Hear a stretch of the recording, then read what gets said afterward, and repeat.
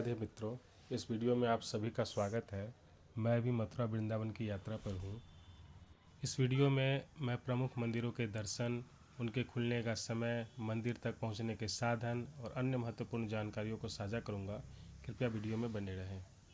मथुरा वृंदावन की यात्रा Mathura railway station से शुरू होती है। मथुरा जंक्शन देश के लगभग सभी मेजर सिटीज़ से वेल कनेक्टेड है। मैं भी दिल्ली से आया हूँ। दिल्ली से मथुरा आने में मुझे लगभग 2 घंटे का समय लगा। स्टेशन से श्री कृष्ण जन्मभूमि तक पहुँचने के लिए ई रिक्शा की सुविधा उपलब्ध है, जिसका शेयरिंग में प्रति व्यक्ति शुल्क 20 रुपया है। श्री कृष्ण जन्मभूमि मंदिर के दर्शन के दौरान किसी भी प्रकार के इलेक्ट्रॉनिक उपकरण, बैग अथवा अन्य व्यक्तिगत सामान को अंदर ले जाने की अनुमति नहीं है। मंदिर के प्रवेश द्वार के समीप स्थित लॉकर सुविधा में सामान जमा किया जा सकता है, जिसमें प्रति बैग 10 रुपये का शुल्क लगता है, जबकि मोबाइल फ़ोन और अन्य इलेक्ट्रॉनिक उपकरण निःशुल्क जमा किए जाते हैं। यदि आपको शौचालय का उपयोग करना आवश्यक हो तो आप मंदिर के प्रवेश द्वार पर स्थित मोबाइल लॉकर के समीप उपलब्ध निःशुल्क शौचालय का उपयोग कर सकते हैं। कृपया ध्यान दें कि मंदिर परिसर के भीतर केवल जूते और चप्पल जमा करने की सुविधा प्रदान की जाती है। शौचालय की सुविधा उपलब्ध नहीं है। मथुरा स्थित श्री कृष्ण जन्मभूमि हिंदू धर्म के सबसे पवित्र तीर्थस्थलों में से एक है।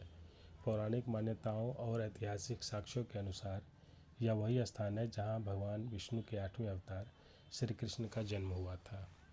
मंदिर से कुछ ही मीटर की दूरी पर पोतड़ा कुंड स्थित है, जहां भगवान कृष्ण के बाल्यकाल के वस्त्र धोए जाते थे। ऐसी मान्यता है कि माता देवकी ने जन्म के बाद भगवान कृष्ण के वस्त्र इसी कुंड में धोए थे, इसलिए इसका नाम पोतड़ा कुंड पड़ा।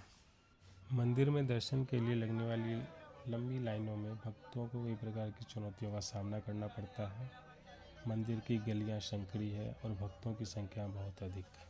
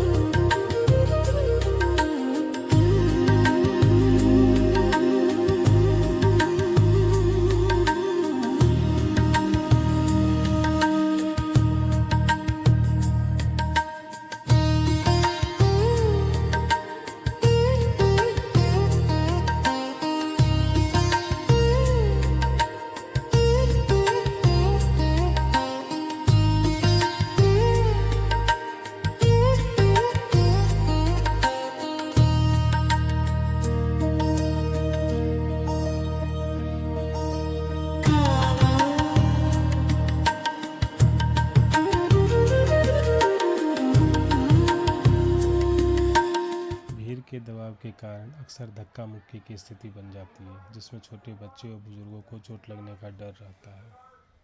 दर्शन के लिए कुछ ज़रूरी सलाह: मंदिर जाने से पहले हल्का भोजन जरूर करें और पानी की बोतल साथ रखें। गहने, भारी बैग या कीमती सामान मंदिर न ले जाएं। छोटे बच्चों या बुजुर्गों की जेब में उनका नाम, पता और अपना मोबाइल नंबर लिखी एक पर्ची जरूर रखें।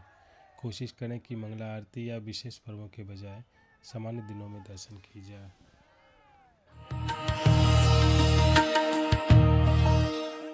वृंदावन के बंदर बहुत ही चपल होते हैं। वे चश्मा, मोबाइल और बैग छीनने में माहिर हैं। अपने सामान का विशेष ध्यान रखें।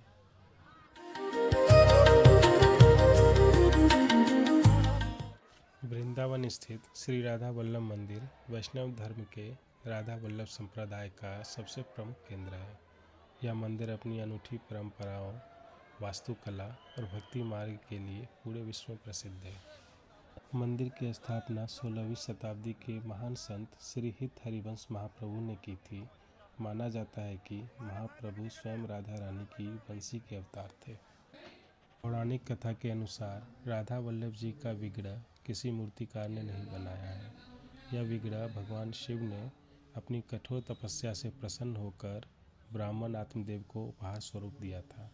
बाद में राधा रानी की आज्ञा से आत्मदेव ने यह विग्रह हित हरिवंश महाप्रभु को सौंप दिया, जो वृंदावन लेके आए।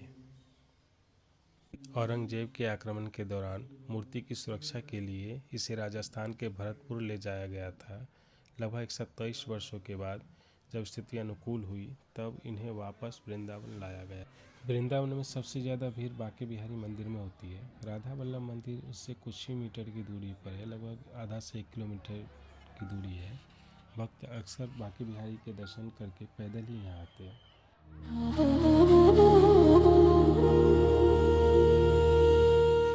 वृंदावन स्थित निधि वन हिंदू धर्म के सबसे पवित्र और रहस्यमयी स्थानों में से एक माना जाता है। इसे भगवान श्री कृष्ण और राधा रानी की लीलाओं का मुख्य केंद्र माना जाता है।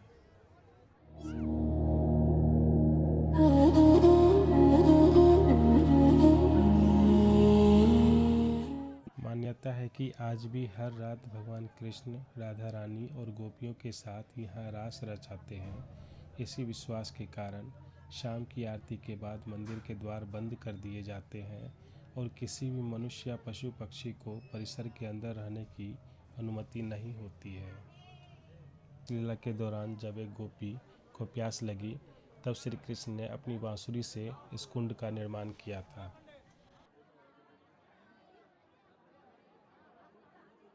निधि वन के पेड़ अन्य पेड़ों से बिल्कुल अलग है। यहाँ के पेड़ सामान्य रूप से ऊपर की ओर बढ़ने के बजाय नीचे की ओर झुके हुए और आपस में गुथे हुए हैं। माना जाता है कि ये 16,108 पेड़ असल में श्री कृष्ण की गोपियाँ हैं जो रात में जीवित होकर रास करती है और सुबह होते ही पुनः पेड़ बन जाते हैं।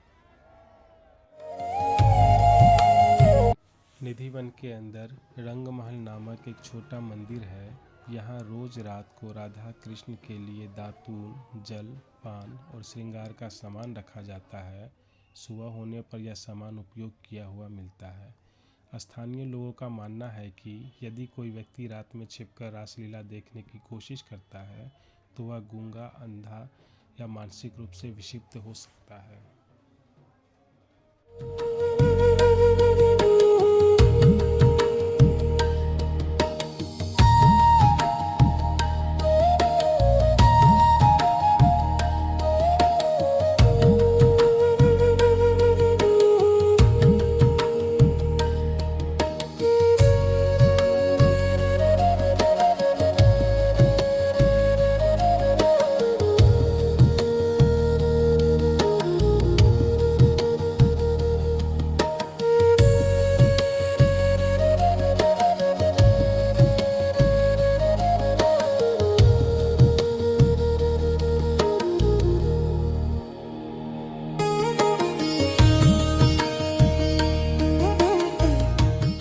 धार्मिक मान्यता के अनुसार बांके बिहारी मंदिर के दर्शन तब तक अधूरे माने जाते हैं जब तक भक्त निधि वन जाकर स्वामी हरिदास जी की समाधि के दर्शन न कर ले, क्योंकि स्वामी जी की साधना के कारण ही भगवान ने विग्रह रूप में दर्शन दिए थे।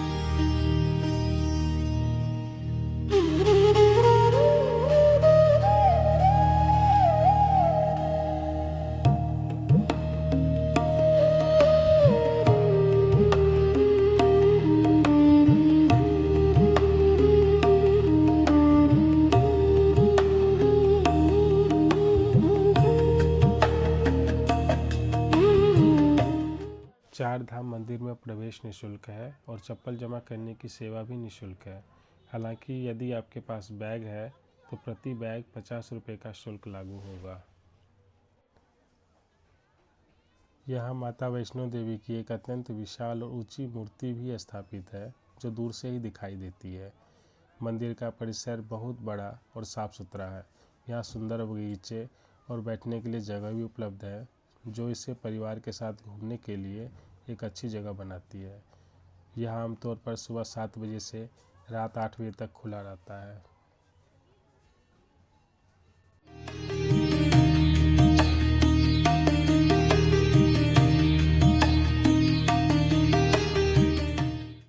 इस मंदिर में वैष्णो देवी धाम के अलावा शनि धाम, राधा कृष्ण धाम और शिव धाम है।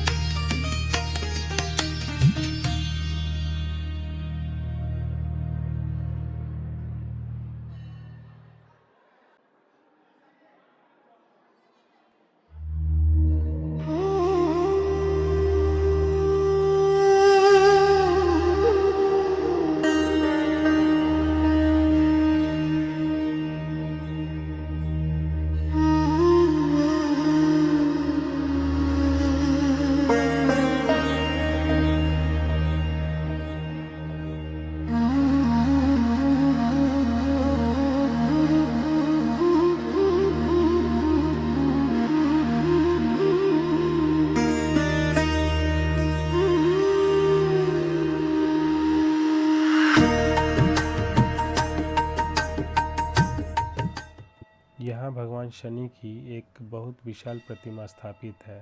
मंदिर का निर्माण आधुनिक शैली में किया गया है।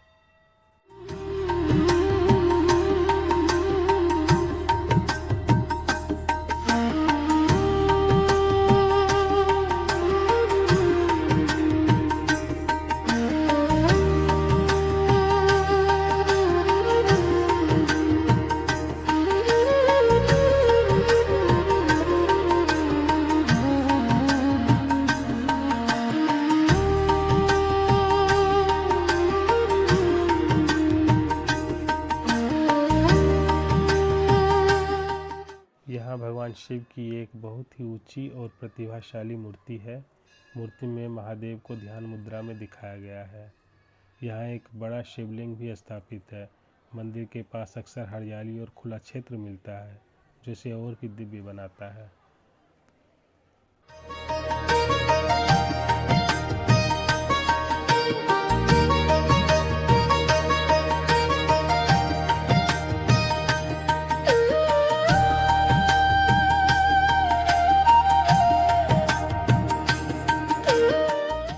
वृंदावन तो वैसे भी राधा कृष्ण की नगरी है, लेकिन इस विशिष्ट धाम को विशेष रूप से भक्ति और शांति के केंद्र के रूप में विकसित किया गया है।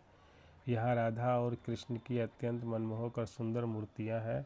मंदिर के अंदर की दीवारों पर कृष्ण की लीलाओं के चित्र उकेरे गए हैं।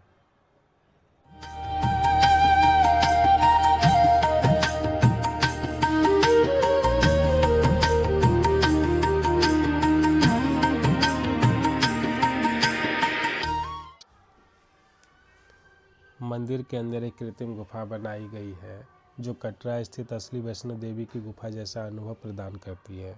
इसमें जल की धारा और 9 देवियों के स्वरूपों के दर्शन होते हैं।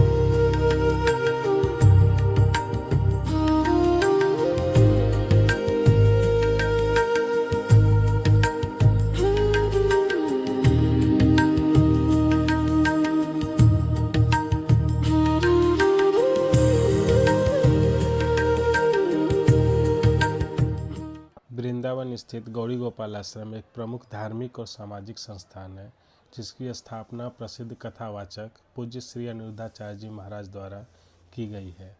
यह आश्रम मूल रूप से बेसहारा बुजुर्गों की सेवा और मानवता के कार्यों के लिए जाना जाता है।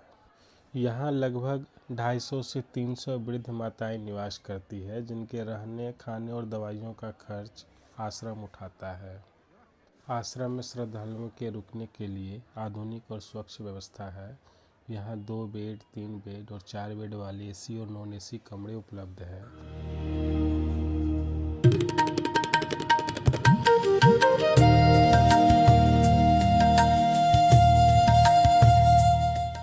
यहाँ प्रतिदिन हजारों संतों, ब्रजवासियों और भक्तों के लिए निःशुल्क भोजन प्रसाद की व्यवस्था रहती है।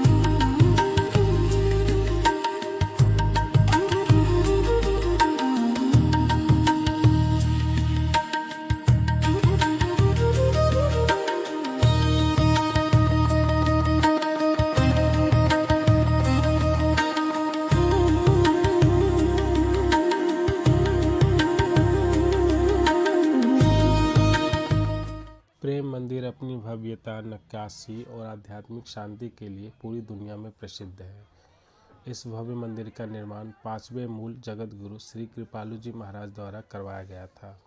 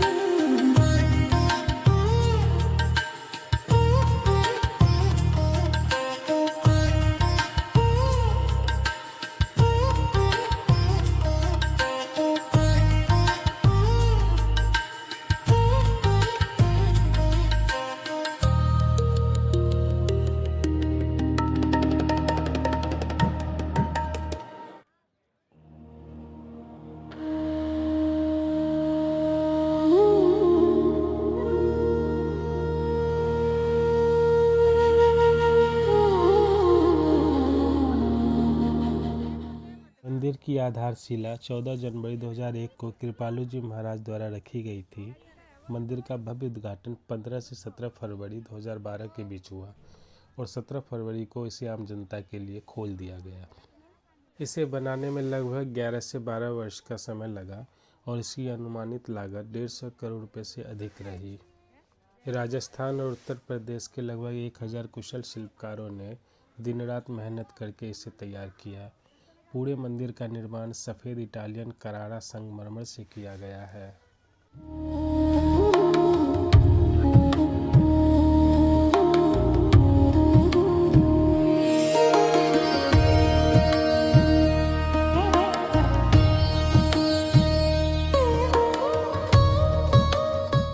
प्रेम मंदिर परिसर 54 से 55 एकड़ में फैला हुआ है। इसके बगीचों में श्री कृष्ण की लीलाओं को सजीव रूप में दिखाने वाली लाइफ साइज मूर्तियां हैं। यहाँ श्री कृष्ण को अपनी उंगली पर गोवर्धन पर्वत उठाए हुए दिखाया गया है, जिसके नीचे ब्रजवासी शरण लिए हुए हैं। यमुना के पानी के बीच कालिया नाग के फनों पर नृत्य करते हुए श्री कृष्ण की झांकी, राधा कृष्ण और गोपियों के साथ झूला झूलते और नृत्य करते हुए सजीव मूर्तियाँ।